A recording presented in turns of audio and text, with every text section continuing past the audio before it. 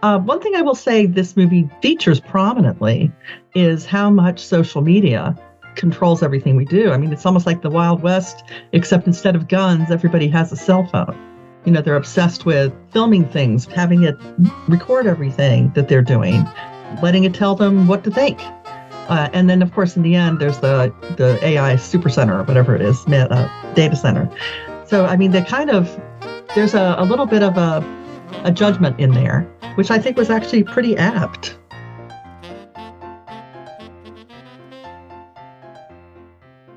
Hello, and welcome to At the Movies with Mike and Marie, a show where two film professors talk about movies. I'm Marie Westhaver.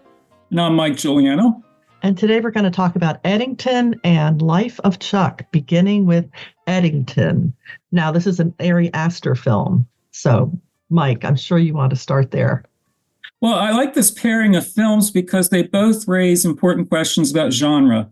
And of course, as film academics, we're always thinking about genre and, you know, which films neatly fit within a box and which don't. And some of the most interesting films don't quite fit in the box or they cross categories. And I think both of the films today raise issues relating to that. Now, Eddington, as Marie mentioned, it's from writer-director Ari Aster. He's best known for the film Midsommar from 2019.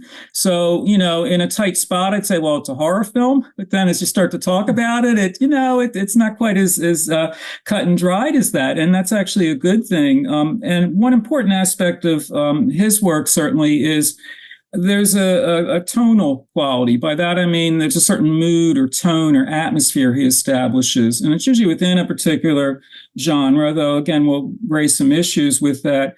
This film today, Eddington, I think actually raises those issues in a kind of overdrive way. And that's not entirely a good thing from my perspective here. If somebody says, well, what is it? I'd say, well, it's a contemporary Western. I mean, it's set in New Mexico. And in fact, Aster himself grew up there, so he knows the turf.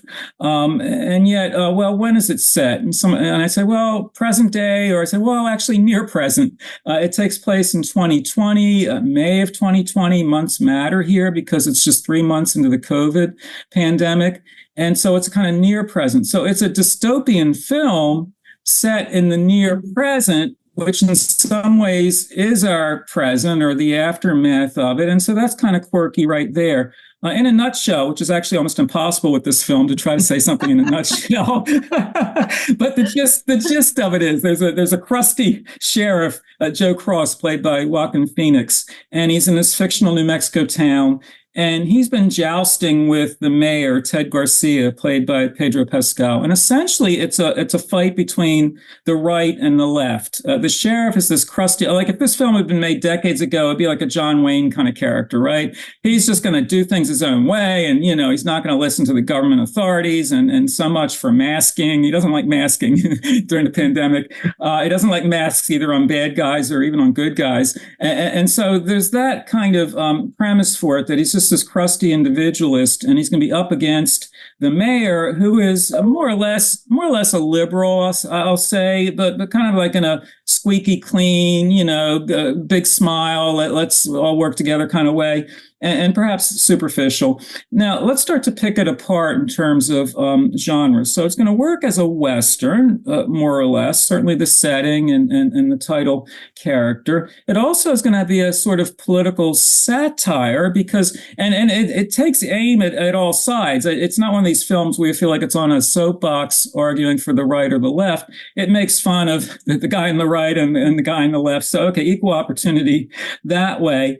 And then there's some family drama, which Marie and I can talk about in terms of the sheriff and his relationships. In other words, once you start adding on genre elements, or at least scripted elements, there's a lot that piles on here.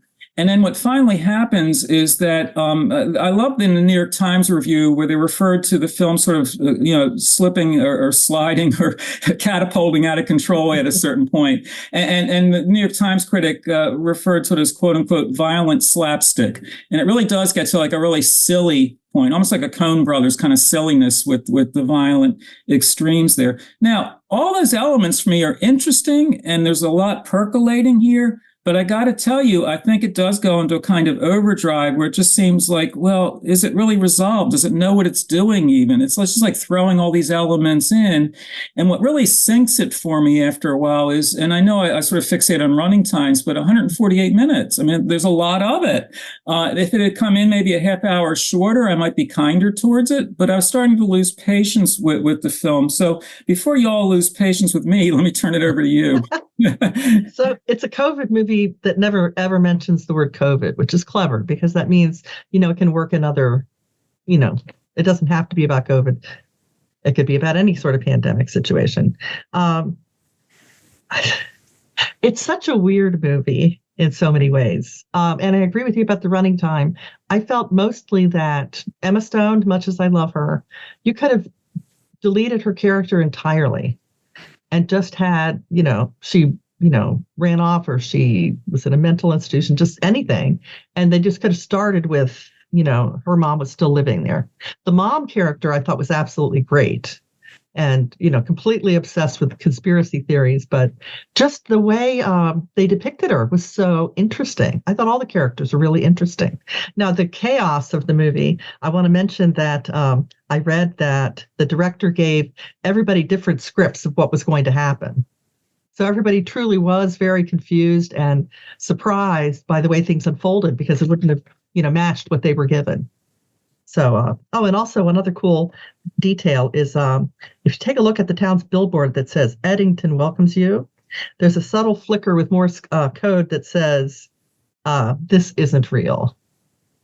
Well, again, it's full of fascinating details and intriguing characters, but does it gel? Does it cohere? And no, it doesn't at all. And so when you mentioned the Emma Stone character, she plays Sheriff Joe's wife, Louise. And this is, again, like a sort of quasi character. She's defined by character quirks. She makes these, like, when you use the word weird, she makes these weird dolls, right? Which are never like fully explained, but it's just like this dangling detail. It's like, that's interesting. Almost like a kind of bizarre folk art or something. She makes these things.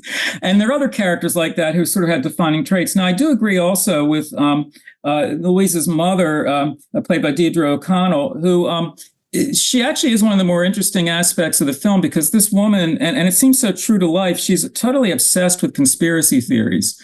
And she's moved in with her daughter and son-in-law, and they're not exactly thrilled about that, but you got to take mom in, right? So she's living there. And so those are like really queasy and funny scenes, like just sitting in the living room and whatever's on TV, she goes off on this sermon about, and at the dinner table. I mean, talk about loaded topics at the dinner table. She can find a conspiracy theory in anything. And that actually does play to the advantage of the film in the sense that we are looking to make connections, aren't we? And I don't think the film itself does a good job of that, but it has the right mindset in that, well, how does this relate to that? What does all this mean? And the mother, of course, is only too willing to throw ideas our way. And so I can sort of see how the wheels are spinning with that. But gosh, I wish they were spinning a little more efficiently or just cogently. In other words, it's a dangerous territory to get into because so much gets tossed in here. Before, when I was mentioning all the elements, I didn't even get to two of the other elements that get tossed in because of the setting of the film. The George Floyd murder figures prominently, as it did in American culture and still does. But at that time, in terms of the Black Lives Matter movement, what happens when what we think of as an essentially, and I shouldn't say essentially urban movement, but where actual protests were pretty much taking place in cities. What if protests like that spread to like a really distant small town in New Mexico and you had, pickets on the street? How would this old line crusty sheriff respond to that? So that's all valid subject matter for sure, but it just gets sort of tossed in there. And when you mention like Morse code, this is not real. Some of those scenes really didn't seem real to me, right? They really seem staged, as in not so much people staging a protest rally as the director staging a protest rally on the street. There's a distinction there. So I start to feel like the fictional element is overtly fictional, if you will, in a way. But there's another element that I hadn't mentioned before is that one of the issues facing this town is a proposed data center. And we're aware of that in Maryland too, of course. When these come in, yes, they offer employment. Yes, they offer, AI and all sorts of high-tech stuff. But of course, they consume a lot of energy. They do sort of literally change the landscape. And so that's actually a jousting point. But you know what? In this film, it's actually sort of the heart or among the issues that the sheriff and the mayor are going to argue over. And it's there, but I say like there and not there. So like there's stretches of the film where it just doesn't seem to matter, it kind of drops out. And then without spoiling anything, by the end of the film, it's going to prominently be there again for us. But that's again a case where there are so many cards in this deck. It's not even a matter of how much they're being shuffled. These cards are being sort of like thrown into the desert. They're like landing here and there. And it strikes me, frankly, after a while as arbitrary. Like, do I come away with anything meaningful in terms of anything from George Floyd to a proposed data center to any number of other things? And to me, it just seems like a lot of loose ends that haven't quite been pulled together. Now, on the one hand, I don't like movies that are so neatly resolved that they're neatly tied up with a ribbon and a bow and everything resolved and, a happy or at least a resolved ending. But this is the opposite extreme. This is a film where I think there's just too much tossed out there. It's like whatever occurred to the writer director is like, oh yeah, that's of the moment, that's zeitgeist, let's do that. And I think after a while, this viewer at least kind of loses patience with it. I know these are all valid concerns, but it's just like having all that spinning around in a blender. What do you end up with? Well, in a way, you end up with a big mess. But knowing that he made Midsommar, I wasn't quite as surprised as I would have been at the way this ended, just because I thought that movie also at the end just went super surreal. One thing I will say this movie features prominently is how much social media controls everything we do. I mean, it's almost like the Wild West, except instead of guns, everybody has a cell phone. They're obsessed with filming things, having it record everything that they're doing, letting it tell them what to think. And then, of course, in the end, there's the AI supercenter or whatever it is, data center. So, I mean, there's a little bit of a judgment in there, which I think was actually pretty apt. Yeah, that's a really good point you make, because, for instance, with the George Floyd-related street protests, the fact that they have spread to this little town, well, that's because of social media as much as anything, right? As people tell their friends and it spreads that way. And then once people are actually holding up picket signs and blocking a street and all that and going, mano a mano with the sheriff, people are there, they are themselves documenting the protest and however that might be used legally or at least through further social media. And for that matter, the conspiracy theory obsessed mother-in-law, where's she getting her information? She's getting it off TV news, but also, social media and so on. And that's where the facts or alternative facts kind of take on a life of their own, and it spins that way. So I actually think within the film, if there's anything that holds it together, or at least theoretically holds it together, I think you may have identified it, that's something that is a connecting thread all the way through. I guess I'm stubborn. I'm not quite willing to concede that much cohesion to the film, but I can see that as a kind of like conceptual framework for it. So I wanted to ask you if you noticed this thing that they kept doing with Emma Stone's character, which was, I don't know if they never did or barely did, but they were hardly ever focusing on her straight on. It was almost always through a reflection or a mirror, a screen. I mean, I know he's a very arty kind of director, so that might have been the reason for it. But since she was so fragile, I just wondered if that was an intentional decision. I'm assuming it was intentional, and I'm feeling that it's a mistake in the sense that we spent a lot of time with the sheriff, and he certainly gets so many opportunities to express himself gruffly or just to drive along through the desert. That's a lot of screen time with him. Many of the secondary characters, which would include his own wife, are almost tangential at times. This is where you have a secondary character defined by a few traits, whether it's fragility or doll making or however you want to put this. And those characters aren't given their full due. And in a technical sense, you make a good observation. It's almost like, well, we're going to shoot her from the side, or we're going to, not show her in full. And that's where I don't feel like she's fully realized as a character. And even that really interesting mother-in-law character, the conspiracy theorist, that she's, I won't say she's one note because she's full of all sorts of notes of conspiracy, but in a sense, one note in that she's kind of defined that way. I mean, think about it by way of like a character backstory or amplitude of character. There's not a lot there. I mean, the mayor, for instance, we know the glib image, it's literally a billboard image, right? And the guy's like a living embodiment of the billboard, the smiling glad hander kind of thing. And that's all true to life in a lot of ways for many politicians. But you couldn't really say too much more about him. Know what I'm getting at? There's not, if you try to like just say, well, gee, what's his life like? And why does he have this belief or that one? Those are givens in a hasty way. It's not a film that's going to, see, this is one of the problems with having so many things on the plate. And nothing is developed as fully as it might be, including, your observations about the role of social media. That is something that could really hold the film together. But gosh, there are times where it's prominent and other times where the film goes off on some other tangent. Mm-hmm. I did think that there were certain moments in the film that were genuinely hilarious. There was some really funny dialogue. I just want to make sure the audience knows it's not super serious all the time. I mean, it is satirical and funny in parts. And I laughed every single time one of the characters who was, stubbornly wearing a mask, but not over their nose. I mean, it really wasn't on. I thought that was hilarious every time I saw it. There's some really funny stuff there, and it's like nostalgic funny in the sense of when we think about pandemic-related restrictions. We all spent time like in a supermarket line where, and the one that always made me smile was, yes, somebody had the mask on, but they were wearing it like a necklace. I thought, well, it doesn't do you any good when it's just around. No, I'm serious. It doesn't do you any good when it's just hanging around your neck. You're supposed to cover your nose and mouth. Right? But I wasn't going to be like the policeman there and say, sir, please pull that up.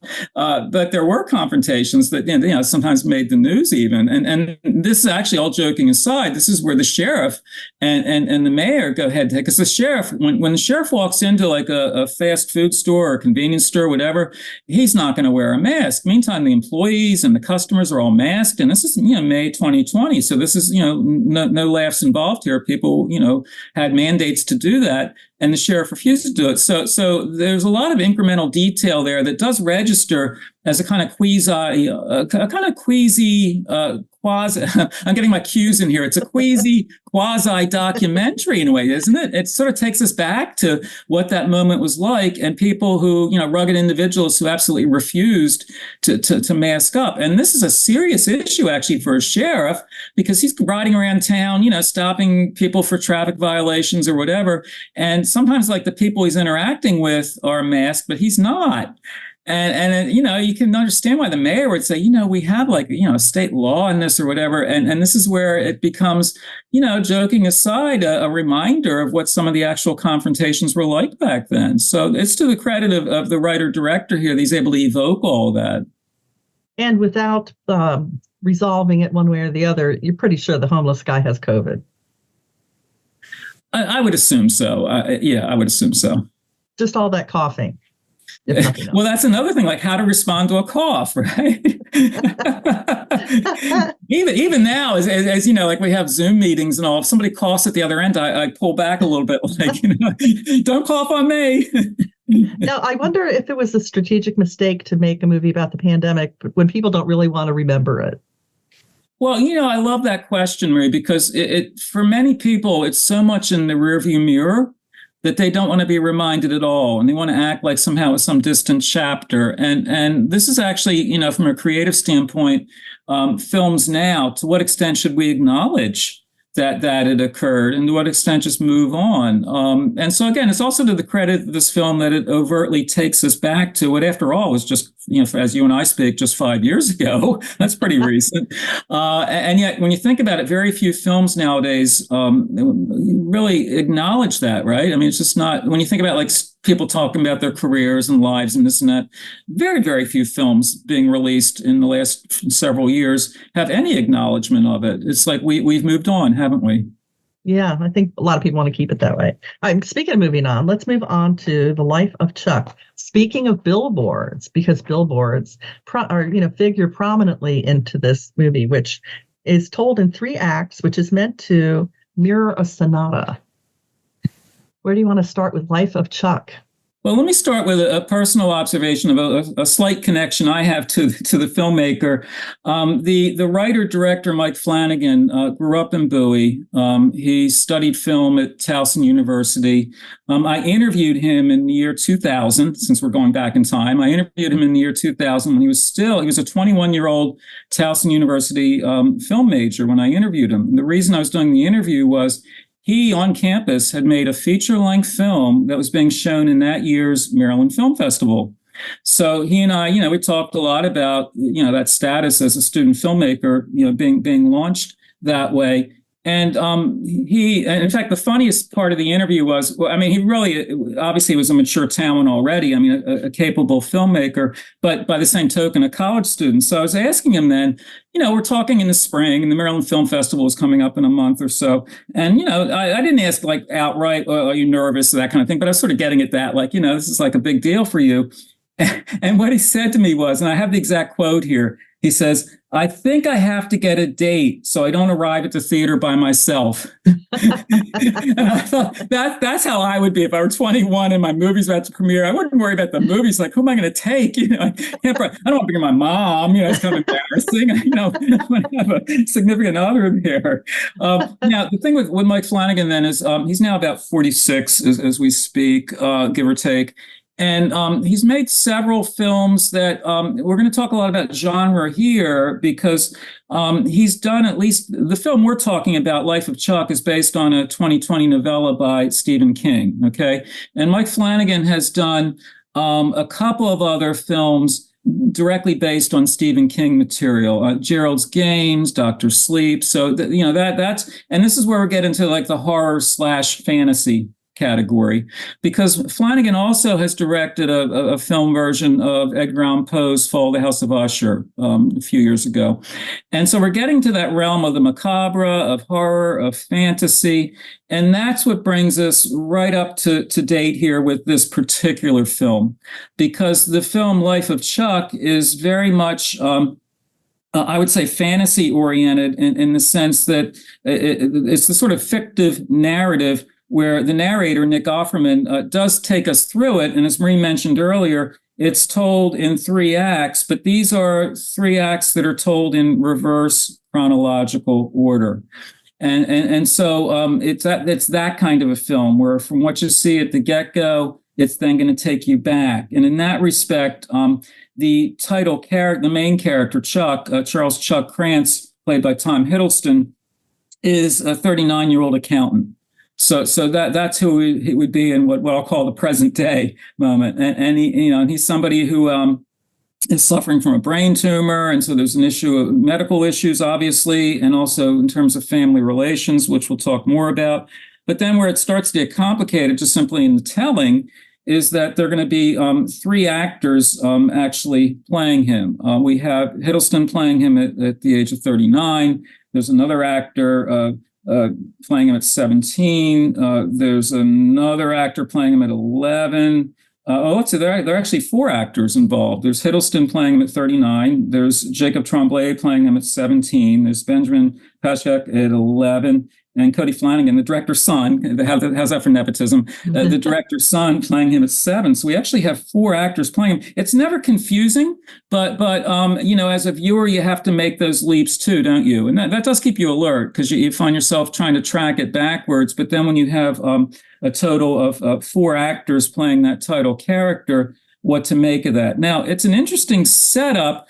I had major reservations about the film and actually ultimately didn't care for it that much. And my major reservation is that for all the attention that goes into having 4 actors play the one character and all that kind of incremental detail in phases of his life, I think the character himself is fairly superficial. I don't think there's a lot spinning around this character. I don't think we know much of. He's a bit. I don't want to say he's a cipher because that's pushing it too far, but we don't know that much about him. Now, admittedly, he's supposed to be sort of just like a straight-on, everyday accountant, blah blah blah.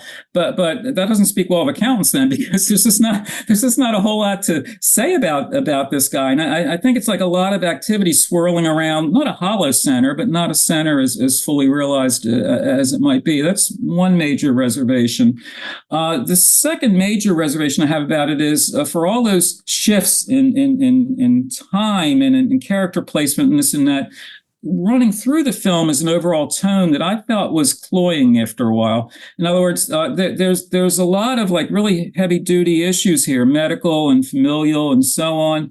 And the film itself is constantly mixing moods and tones. It's shifting here and there. But overriding that or running through all that is a kind of feel-good quality that somehow, okay, well, you're dying of cancer, but, and okay, I want to look on the upside too. But I thought the film itself was just a little bit hippy-dippy, kind of feel-good aura to it that could ride you through everything. And that's why a lot of the references that came along just felt facile. And there are a lot of cultural references here. Everybody from Carl Sagan to Gene Kelly gets name checked. And Walt Whitman. Yeah, and actually the Walt Whitman connection is essential here because the Song of Myself is quoted, and particularly the line, "I contain multitudes." But for me, the real letdown in that specific respect is that I don't find multitudes within Chuck. You know what I mean? I think Chuck is a really flat character, but the Walt Whitman poem would suggest that this man himself has all these facets to him. I just don't see them in the film itself. I think it's a clever concept or conceit directly pulled from the Stephen King that I think just kind of rides the surface of that. And this is, again, where the two films can be, the films we're talking about, Eddington and Life of Chuck, are very different, but a connecting thematic thread is that both of them tinker with genre expectations. And I think this is also a film that gives you all kinds of cultural references, all sorts of genres. But is it a mashup? Is it a mix-up? What is it? It's just like almost like in the scripting, too much cleverness is not necessarily a good thing. It's just like, well, let's do this and let's do that. And what am I left with at the end? I just think that the main character, as I keep saying, is just a little bit, not quite a blank, but a quasi-blank. You got that cue in there again. I got another cue. There are 39 clocks in the movie, which I thought was a clever thing to do. One thing that worked for me, which might have seemed cloying and probably to some people would seem schmaltzy, but I like schmaltzy, was the voiceover. You're being told this story, with the voiceover. I liked that. I thought it worked for the story. I'm with you that it's missing a huge piece, but, I did read the short story. So, this is what they had to work with. I mean, you see him at 17 and then the next time you see him, even though you're doing this backwards, is 39. I mean, that's a lot of years in between, like crucial years where he would have met his wife and had kids and, become an accountant or, some sort of, there's a whole chunk missing that must have been the good stuff. Well, Marie, just to reinforce what you're saying there, and as I mentioned earlier, because we have several actors playing Chuck, yes, at 39, and then at 17, and then at 11, and then at 7. But I agree with you that, if a character goes from like 7 to 11, it's an easy enough transition to make, right? Or even from like 11 to 17. I know a lot changes in the teen years, but still you can sort of track. But to go from 17 to 39, you make a really good point. It almost seems, goodness knows, I'm not sure I want like even more actors playing Chuck. But Marie, but you make a really good point. It would be interesting to have somebody playing him at, let's say, age 30, because 30 is at about the point where, you're still a young adult, but you can see middle age on the horizon. Instead, to jump from 17 to 39, that's a huge jump. And I agree with you on that. That's one of the places where, even though it's never confusing, you almost felt like there's something missing. Like if you want to track the history of a marriage, that's like a lot of years that just don't quite get mentioned, or they get mentioned in sort of retrospect. So that's a really good point you make. How many more installments we'd want? Now, in the source novel or novella, does it also make that complete jump, like from 17 to 39? It does. It does. What's interesting, though, is the way it starts out. It's, a teacher, which you sort of expect must be at the school where he goes, the child version of Chuck, and a nurse, and they're dealing with the end of the world. And those two characters are very interesting. And I could see them containing multitudes because you're seeing them like right in the grip of something important happening. And you get to see what they're like and that they used to be married, but they still get along. And that's the kind of note, I think, since it starts there, I think that they try to carry that through the whole movie, that everybody, no matter how ordinary, contains multitudes. And the dance sequences are delightful. Yeah, that's one thing to say on behalf of this character here is that, he has sort of a straight-laced profession, and yet for reasons the film does explain quite well, he likes to dance. And there are some really delightful dance numbers within the film itself. You've also identified one of the things I really do like about the film among the secondary characters. The high school teacher is played by Chiwetel Ejiofor, and it's a really good performance. It's a well-scripted character. There's more substance, I think, to that character. The film's more grounded with him than with some of the other characters. And it also does at least raise some of the issues there in terms of who's married now, who was married to each other before. I mean, it'd take a while to get into all that, right? But you have some exes involved here in terms of ex-spouses. And it does actually give the film, I think, a little bit more substance. And the third thing you mentioned that I would reinforce very much so is the narration by Nick Offerman. It does have a kind of dry, straightforward, but in a way that makes you smile. It's not ha-ha funny. And the reason it's not is because he's so dry and droll with things that he says that you kind of smile as you're listening to it. So, and I think that actually really helps the film in terms of, a narrative tone, a narrator literally speaking to us that helps to connect what otherwise could be like overly arbitrary or abrupt transitions. You're telling the story backwards. You got 3 acts. You got all these actors playing the character. What's going to pull it together? I think the narration helps to give it at least a semblance of cohesion. And the fact that it gives it a sense of that you're being told a story. So I also liked the movie for the fact that I like it when I see a movie that I feel like, okay, I've never seen that before, or I haven't seen it done that way. So a little bit clumsy in the execution, but overall I thought it was a pretty good movie. But that brings us to the end of our show. But don't forget to check out our other episodes at atmhcc.podbean.com. And we'll see you next time at the movies. See you then.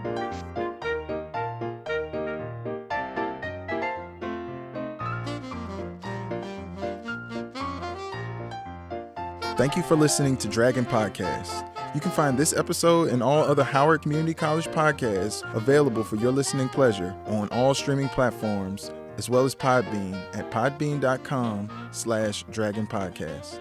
Thank you for listening.